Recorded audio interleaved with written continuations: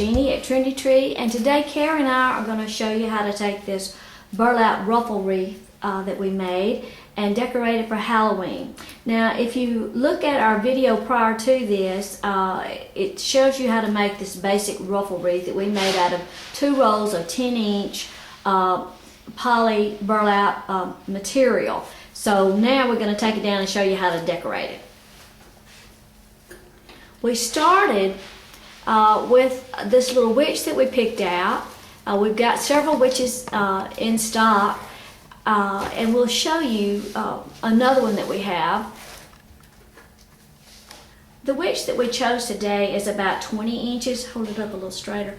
And it's a witch that's actually made to sit on a tabletop. It's on a cardboard cone, but she's got burlap dress on and got her broom and all and a hat. And we've got her secured to the wreath. Show her, and we also have this other little witch. It's a little hanging witch on a broom, and she is really cute. And she has a hanger that you can just hang.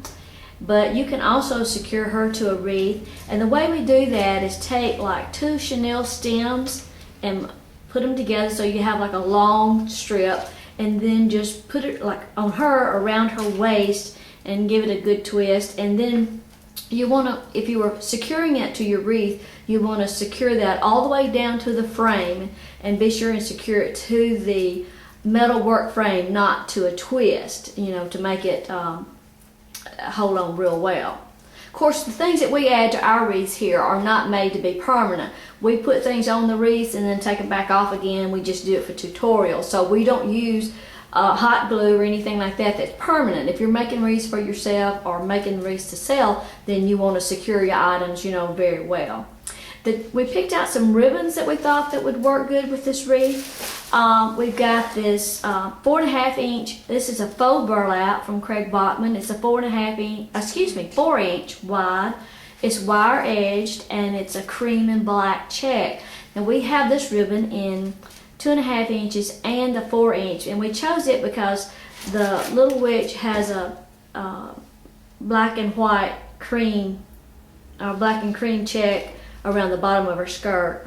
Hold it back up again so we can see that. We can't see the witch. There you go. We chose that because it matches. And then the burlap in her little dress also is a pretty close match to this orange faux burlap that you could always use to add some contrasting color. That's a 2.5 inch. And then we thought you could use some roping. We pulled out a couple of different styles of roping that's new. This first one is velvet roping, and that's an orange. It's wired. It's a real nice, it's knotty, it's kind of irregular, and you can wire it, but it looks a little too bright for this one. So this other new orange roping just came in, and it's burlap. It's a better match. It's a tighter roping, but it is wired, and there's, I can't remember offhand how many yards are on that, but we can look that up. But that would be a good choice. And then another one that we pulled out was a new beaded garland. We've got this in several colors, and the first one is a black and pearl.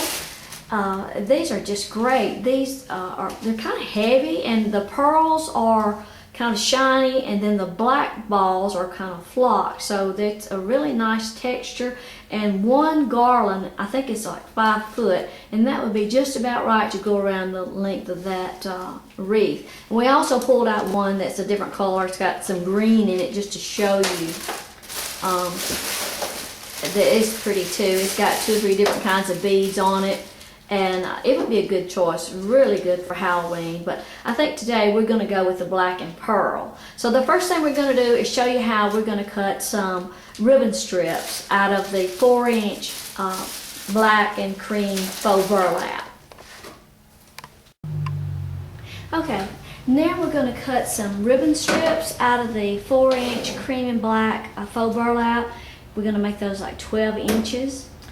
In length, and then just we're going to chevron the ends, and you fold that together and cut on the folded side, and that makes a nice chevron finish to your ribbon. Just gives it just a nicer look. Now to wire these in, we're going to take the twist and go all the way down, undo the twist. You pinch the ribbon together,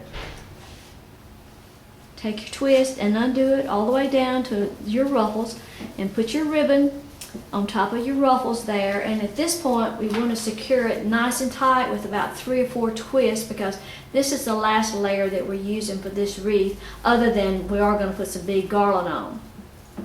But before you cut all your ribbon, you always want to cut like one test strip and just see, make sure, kind of turn it, there you go, make sure that it's the right length that you want. You don't want to cut your ribbon too short, and you want your ribbon to stand up enough to where it kind of, you know, you see it, the edges kind of over the burlap.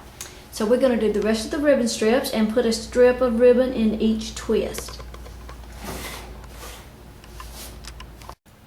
Okay, well, we went around the wreath and put one of the black and cream check ribbon strips in every twist, and then we decided that we definitely needed to add some more orange, and we had shown you some of the faux burlap orange that would match real good with this. Carrie, pull that, hold that faux burlap. That faux burlap, that is a good match too, but we already had some orange paper mesh already open and in our craft supplies over here. It's a 4-inch and there's 20 yards on that roll, so we just decided to add in some orange with some paper mesh that we already have. So we're doing those ribbon strips now. We cut those the same length as the others, and you put them in the same way. You just take your twist all the way down to the top of your ribbon that you had on the black and white cream check, and then just add that orange right on top of it.